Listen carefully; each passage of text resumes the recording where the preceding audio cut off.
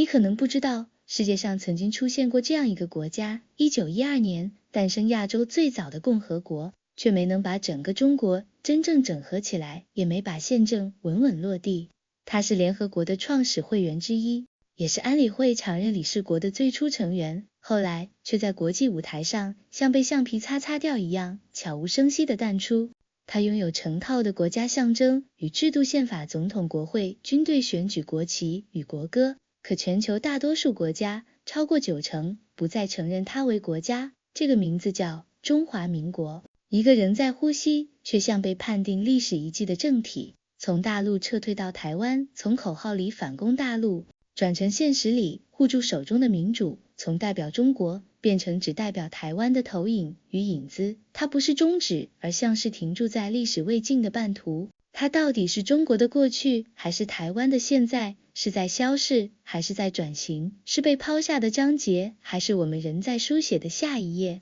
这就是中华民国的棱面，不只是课本里那几段干瘪的条目，而是每日在岛上真正运行的生活背景。回到1912年元旦，南京城里没有烟花，只有一场革命之后的就职礼。孙中山穿长袍马褂步入总统府，面对新国旗举起右手宣誓。那一刻不是客套，而是向全中国宣布帝制谢幕。人民上场大厅近到能听见呼吸，官员排成一列，有人眼眶发红。这不只是一套仪式，是2000多年皇权体制的正式落幕。可以想见，中国人第一次不必跪听圣旨，而是站着去选择领袖。更关键的是，孙中山没有把权柄捂在手心，他上任隔天就致信袁世凯，明白写下只要清帝退位，我便辞职。他真的照办，3个月后主动让出位子，自行退场。这种为大局放权的气度，今天已少见。他不是为了坐上龙椅才起事，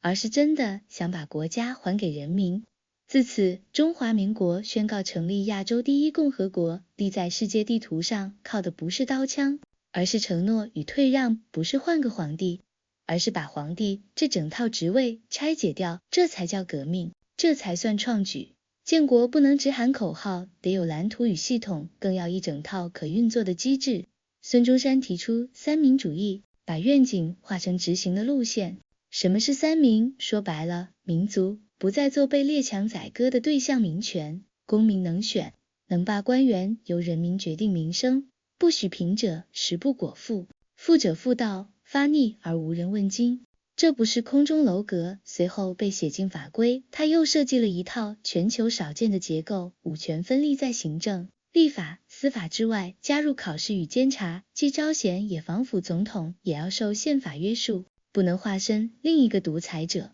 说这套制度理想化也行，甚至理想到不近人情，但他把用心都落进条文里。1912年3月，临时约法通过人民第一次得到成文，保障亚洲第一份保障自由的宪制文件，让人真切感觉现代国家或许就在眼前。民国元年，街头不再提宣统，而改写民国男子剪去辫发，妇女解开裹足，不只是朝代替换，而是时代拐弯。南京成了临时首都，各省代表涌进总统府，讨论民主该如何跑起来。临时政府挂牌内阁就位，舞台不好等剧目开场。但问题立刻冒头，南方点燃革命无误，北方的兵权地盘却掌握在袁世凯手里。再精美的制度设计，人家不接招，一样徒劳。孙中山明白这届政府像纸上江山，于是他做出更艰难的选择，赴上海协商，亲口告诉代表，不是被逼，是为了国家整合而退让。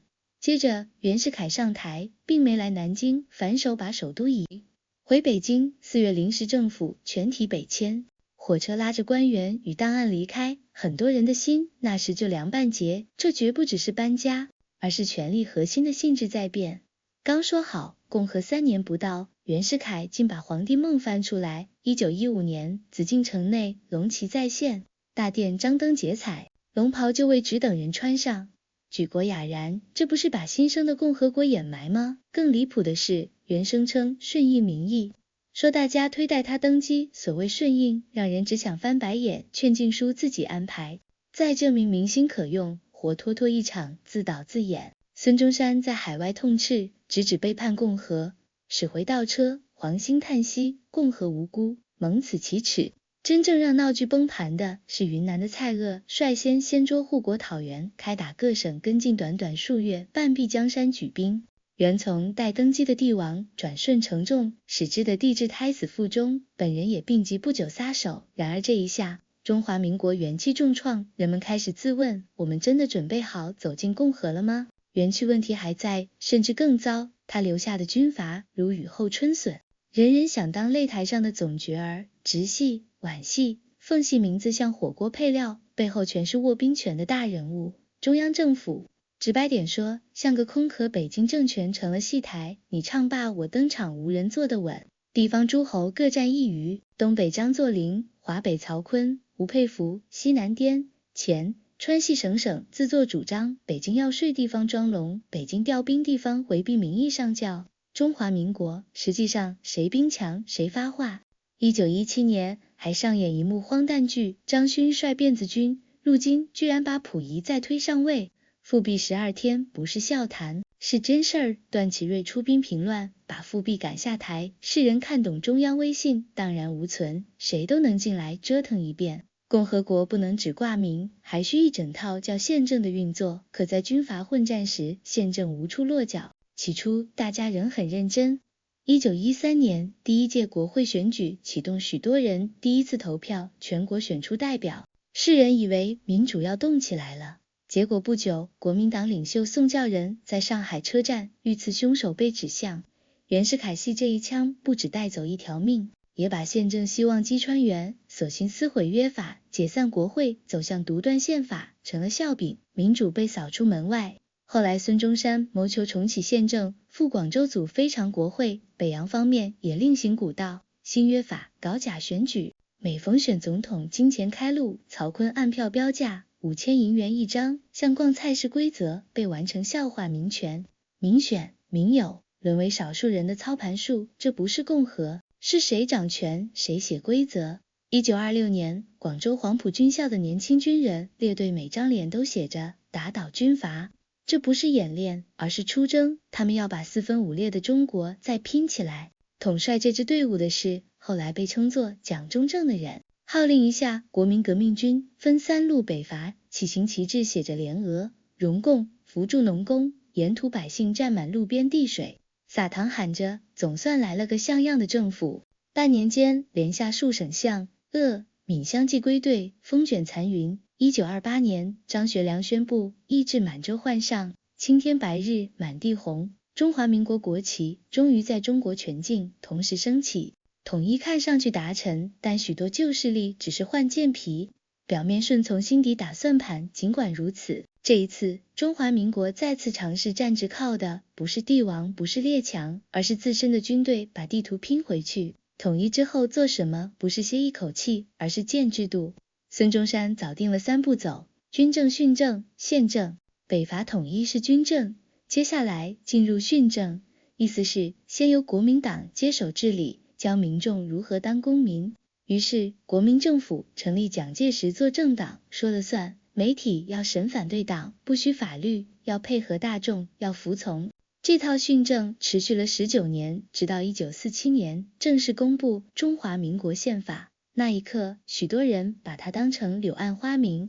国大代表汇聚南京西庄，党徽合唱中华民国颂，有人热泪盈眶。总统、副总统、国会议员按照宪法程序产生，三民主义写入宪法，五权架构全数上线，看起来一切终于回到正轨。但宪政开动的同一年，命运拐了弯。1945年，日本投降，街头挤满人挥舞青天白日旗，人群激动到失声。中华民国成了战胜国之一，国际声位达到顶点，进入联合国，还坐上安理会席位。很多人真心以为苦尽甘来到了。蒋中正在台上语气铿锵承诺还政于民，全面行宪，国民政府迁回南京，筹宪，备选国家的轮廓像样起来。然而希望另一头埋着深沟。8年抗战内，国共合作更多是权宜日本一投降，双方立刻划地盘，表面谈判，实则备战。双十协议有签却少人真信会谈，有开却很难相让。表面说共建新中国，骨子里是谁先拿到土地，谁就占了先机。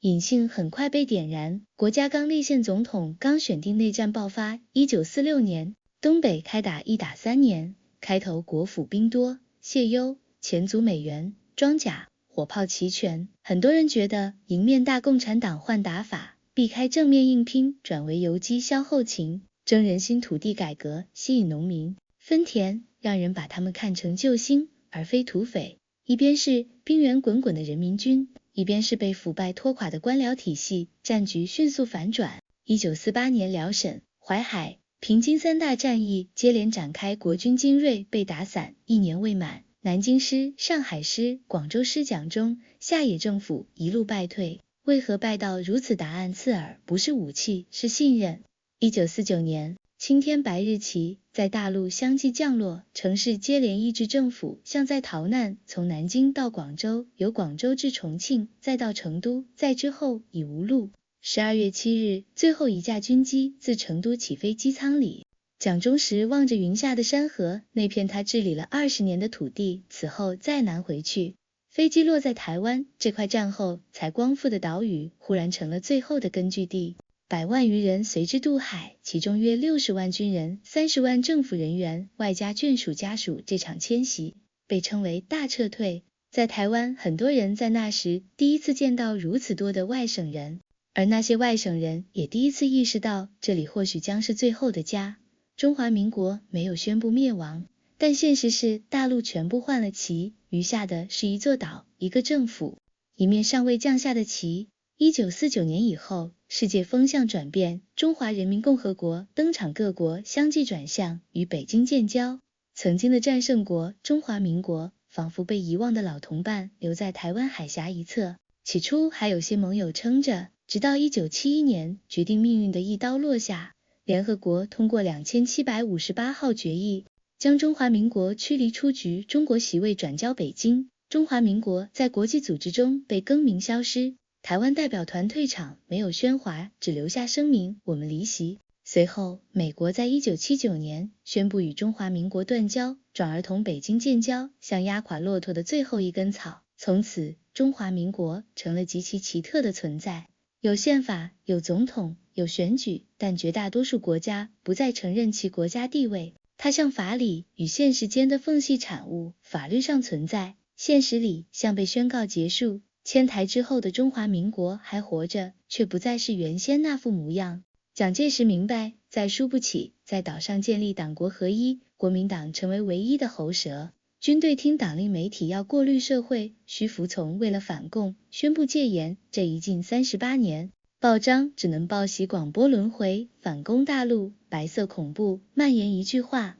一本书、一封信都可能带来牢狱。台湾成了不宜放肆言论的地方。课本仍写我们是中国，但世代在变，本省社会开始抗拒外省，第二代也提出质问，普通人开口相问，我们要一直这样活吗？一场无枪声的转变悄悄铺开，这次不是军队领头，是民间推动。过去问你是不是中国人，答案几乎一致，当然我是中华民国国民。可到80年代末，回答开始多了变化。有人说我是在台湾长大的，有人说父亲是中国人，我是台湾人，甚至有人直接表明我就是台湾人，和中国无关。这些话在以前可能会换来牢狱，可社会的气候已经在慢慢转向电视节目。用起台语，立法院出现了反对党教科书，除了黄河长江，还写进玉山。高雄政治人物的口头语从我们中华民国变成我们台湾，民调里年轻世代的身份选项越来越少选择中国人，更多勾选台湾人。这不是一夜翻转，是30多年一点点沉积出来的自我认同。岛上的居民渐渐把自己视作这片土地上的人，对中华民国而言，这是最温和也最致命的转弯。如今你随便在街上问中华民国是什么，有人会说就是我们的国家啊，有人会说不是早就没了吗？也有人笑着，那不是民进党不太爱提的那4个字吗？这4个字在不同人嘴里有不同含义，听的人也各有解读。在国民党的版本里，中华民国是1912年建立的中国领土本，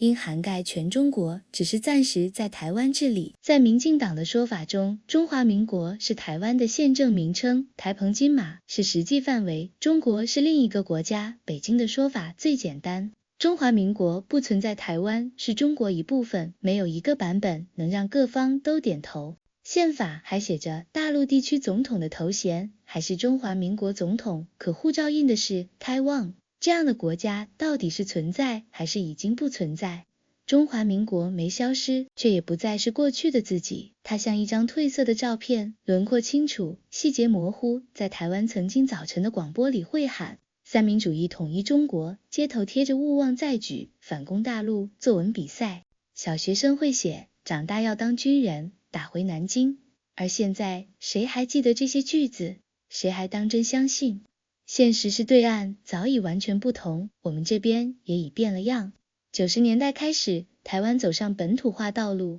总统由直选产生，不再是党内推派方言节目公开播出原住民文化得到重视，历史课本增加，台湾史不再只是中国史的附录，整个社会开始对自己说，我们不是要回去的流亡者，而是在此落地生根的居民，反攻大陆不再是目标，新的目标是让台湾更好更稳，这个政体不再是在台湾的中华民国，而是台湾就是我们的中华民国。这是一种悄无声息却彻底的方向变化，没人宣布，但大家默契的这样做了。中华民国这4个字每个政党都在用，但说的内容全然不同。国民党说，中华民国自1912年起领土涵盖全中国，今天只是暂时在台湾执政。民进党说，中华民国是台湾现行的宪政制度疆域，就是台澎金马，中国是别人的国，同样的名称，一个是未完成的中国，一个是正在完成的台湾。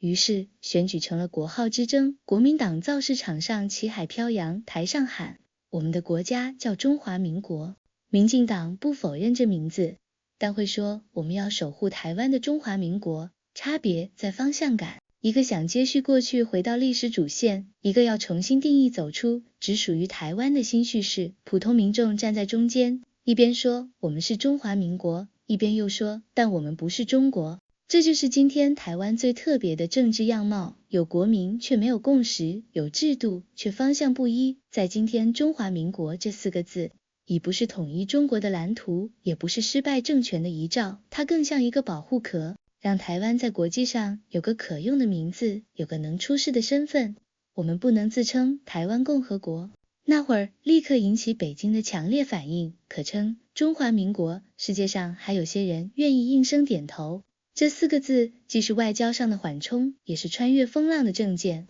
它不是伪装，而是活下去的现实。总统就职要喊中华民国万岁，台下人心里想的是希望台湾平安，护照印着台湾，奥运场上举的却是中华台北的旗。在国际舞台永远在回避与妥协之间求生，这样的国家不是宏大的梦，而是一门精细的平衡术。中华民国没亡也没圆满，它像一艘漂泊的船，载着2300万人，全力不让它沉没。你或许难以想象，一个被赶出联合国，几乎全世界不承认的国家，还能活着有宪法、有总统、有国会，4年一次选出领袖当选者的民意基础，比许多被承认的国家都强。它失去了大陆，失去了国际席位，失去了正统位置，却没消失。它靠什么活下来？不是军力，不是外交，而是2300万人的日常，每天早上起床继续上班、上课、投票、纳税、过日子。这不是神迹，而是台湾式的韧性，在世界难以注意的角落，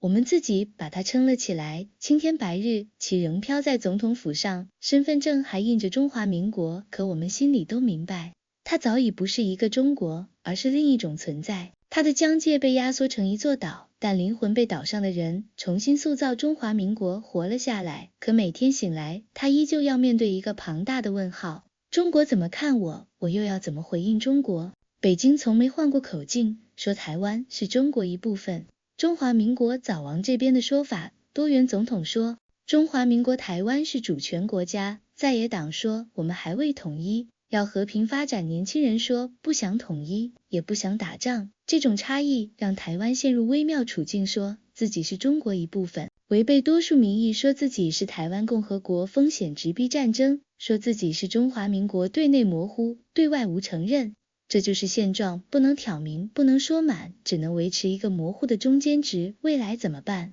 没人有确切答案。这个问题从1949年问到今天，或许还得下一代用选票和勇气来回答。中华民国从1912年写到今天还没有句点，它是一段未尽之史，也是一张还没写满的考卷。有人说它是失败的中国，有人说它是成功的台湾，有人觉得它两边都不是，只是历史中的过渡身份。不管怎么看，它早已成为我们生活的一部分。每一次投票，每一次自由发声，每次新闻里出现总统发表谈话，我们都在延续它的存在。它或许没实现最初的宏愿，没能统一中国，没赢得全球承认，甚至在自己土地上也有许多分歧与争论。可它办成了一件事，让岛上的人学会自由、民主、和平以及选择的权利。中华民国能活到今天，不只是历史惯性，而是因为我们选择让它继续存在。它不是完美的国家，但它是我们共同写下的故事。在台湾的几十年里，人们生活在两套叙事中，一种是教科书里的历史，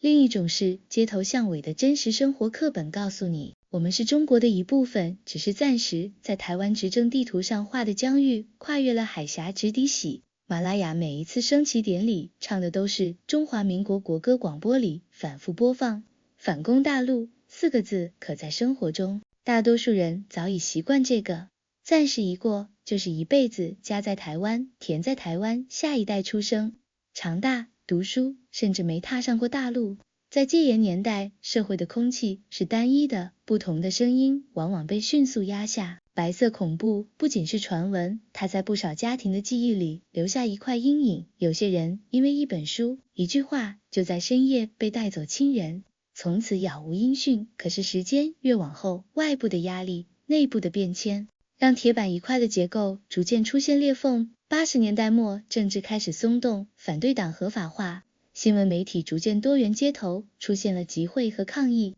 一些过去不能公开讨论的话题，现在可以摆上桌面。身份的认同也在这一时期发生深刻变化。对上一代人来说，中华民国是家园大陆，是故土回去，是迟早的事。可对在台湾出生的年轻一代，大陆是陌生的家园，就是脚下的岛屿。他们更多的使用台湾来介绍自己，而不是中华民国。这种转变不是口号，而是生活体验累积出来的直觉。语言、文化、环境、政治氛围都在塑造新的自我认同。进入90年代，台湾完成总统直选，象征权力真正从人民手中产生，政治竞争公开化，社会言论的边界被大幅推开，各类媒体百花齐放，原住民族的声音被听见，本土文化的地位显著提高，历史课本的篇章比例发生了变化，台湾史不再是附录，而是正篇之一。过去那种我们终有一天会回去的信念，在新一代人心里已经被我们在这里生活得更好所取代。这种心态上的转向也改变了中华民国的意义，它从一个要统一全中国的政体，变成一个维系台湾现有生活方式的制度。外壳国民党依然坚持中华民国的疆域，理论上包括整个中国，在台湾执政只是阶段性状态。民进党则强调中华民国是台湾的宪政框架，实际范围就是台澎金马，中国是另一个主权实体。这种分歧让选举场合经常出现国号辩论，不同阵营使用同样的名词，却指向完全不同的目标。而在国际舞台，中华民国的存在感更多依赖于模糊与灵活。在正式外交场合，它的名字被稀释成中华台北；在体育比赛、国际组织、双边会谈中，这种用法让台湾既能参与，又避免直接触碰敏感红线。这是一种长期练就的平衡技巧，不够风光，但能让岛屿保持运转，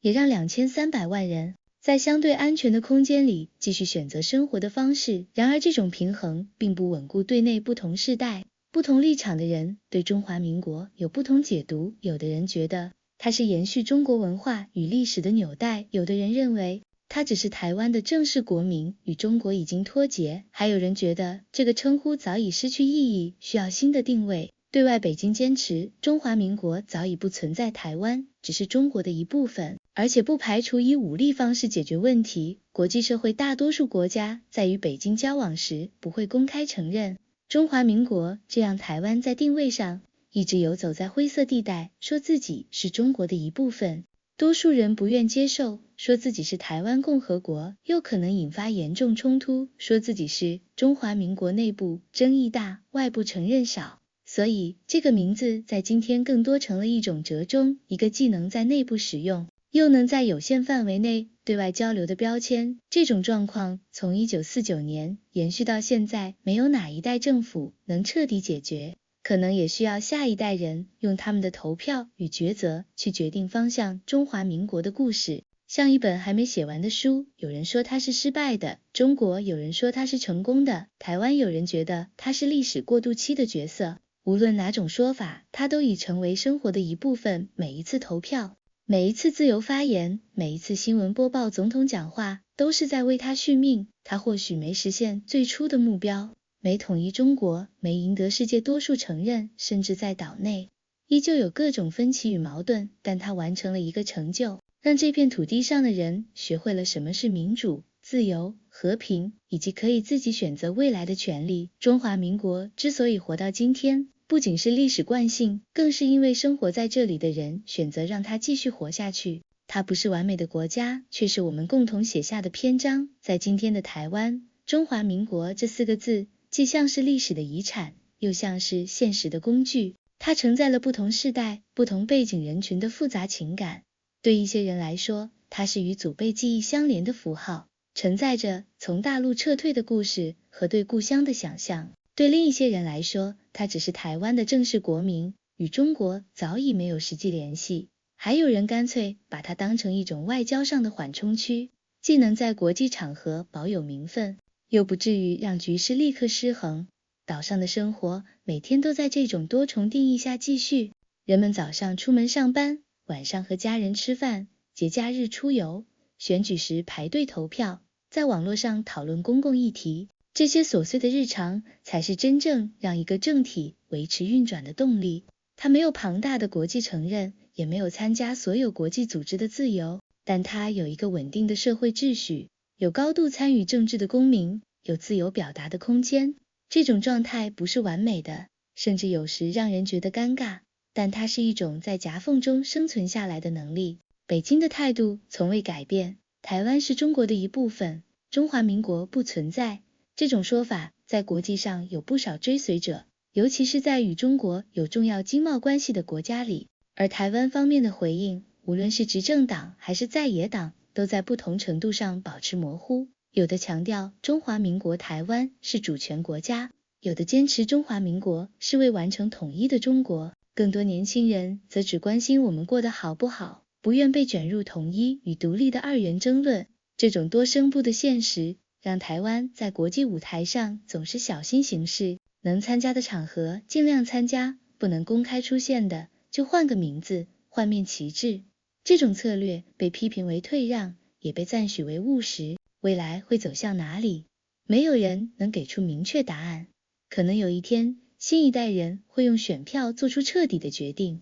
也可能这种模糊状态会继续延续几十年，像今天这样，既不彻底分开，也不完全融合。无论如何，中华民国的故事还没写完，它已经跨过1个世纪，经历了帝制终结、军阀混战、北伐统一、抗日战争、内战失败、迁台存续、国际孤立、政治转型，每一段都带着冲突与转折，也每一段都在塑造今天的台湾社会。或许在外人看来，这是一个不完整的国家，一个没有被广泛承认的名字，可对生活在这里的人来说，它是一种日常的背景，是一种政治制度，也是一种可以自由选择未来的可能性。它没有实现统一中国的目标，也没有赢得国际舞台的全部席位，但它在岛上培育出一个自由、开放、多元的社会，这本身就是一个非凡的成就。从1912到今天，中华民国已经走过了100余年的曲折道路，